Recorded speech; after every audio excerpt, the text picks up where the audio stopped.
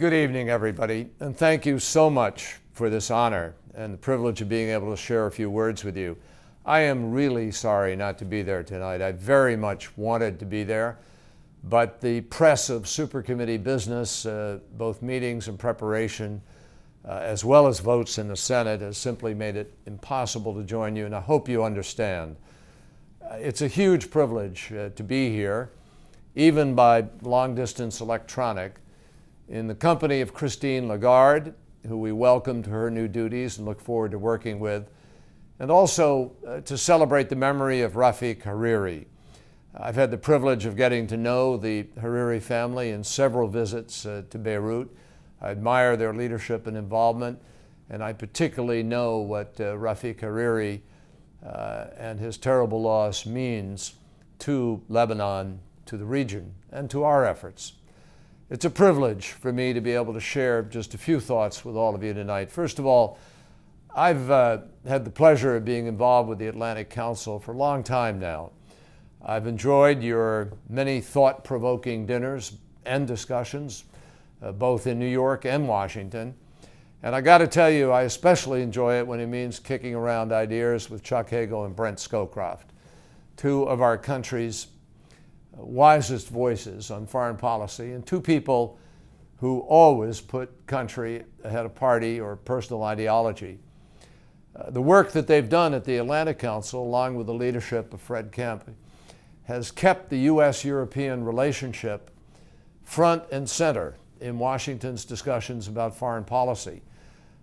This was true on the New START Treaty, on missile defense, obviously on Afghanistan, Libya, the Mideast, so many other issues. All of you have provided thoughtful and creative and nonpartisan input on tough issues. We need that in our politics now more than at any moment that I can remember. We especially need your candor about NATO. NATO's obituary, I think, has been written and rewritten for 20 years, but here we are, and the alliance still remains the cornerstone of security on both sides of the Atlantic. Obviously, we've had our challenges in Afghanistan. I think we've learned from those challenges. And NATO's commitment to the people of Libya in these past months has really stepped it up a level. It has shown that the alliance, properly leveraged, can still be a vital, highly responsive, capable, and legitimate, important tool when it really matters.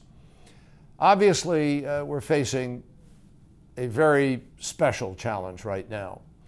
Our economic relationship with Europe is just as crucial as the national security. The national security obviously comes out of the benefits of the economic.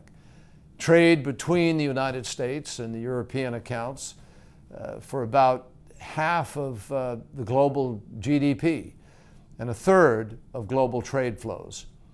Our economies are interdependent. Sometimes you have to reconnect those dots for a lot of folks, particularly right now.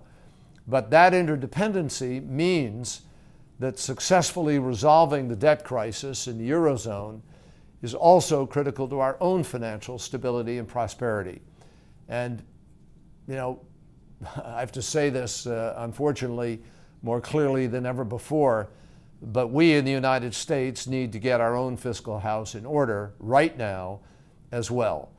I can tell you that in our supercommittee discussions, everything is going to have to be on the table, from increased revenues to defense cuts to entitlement reforms. And there are many questions about what path we will take. But one thing is clear: close ties between Washington and the capitals of Europe will be essential to growing our economies. In the United States, the debt ceiling debate exacerbated uncertainty, and it did so at a precarious time for global markets. There's no doubt in my mind that the chaos of the so-called political debate in Washington really had a negative impact on the markets of the world. The political decisions that Europe faces right now are going to have enormous consequences also around the world. So in the coming months and years, more than ever before, we're going to have to find a reasonableness. We're going to have to find a new dialogue. We're going to have to all work together on both sides of the aisle and on both sides of the Atlantic in order to prove that we have the wherewithal to resolve our respective crises. I personally am convinced that it's not a question of whether or not we can find the solutions or whether there are solutions. It's a question of whether we find the political will and offer the leadership to offer to both of our parties the choices that everybody knows we need to make. This is not as complicated as it's being made out to be. It's the politics that are complicated, and we need leadership to break through that politics.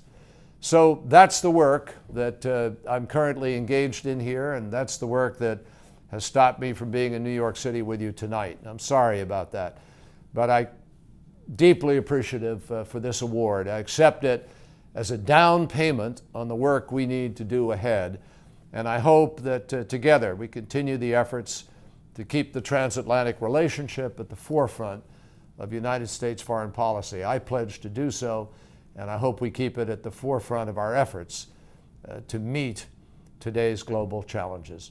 Thank you so much for the privilege of being with you.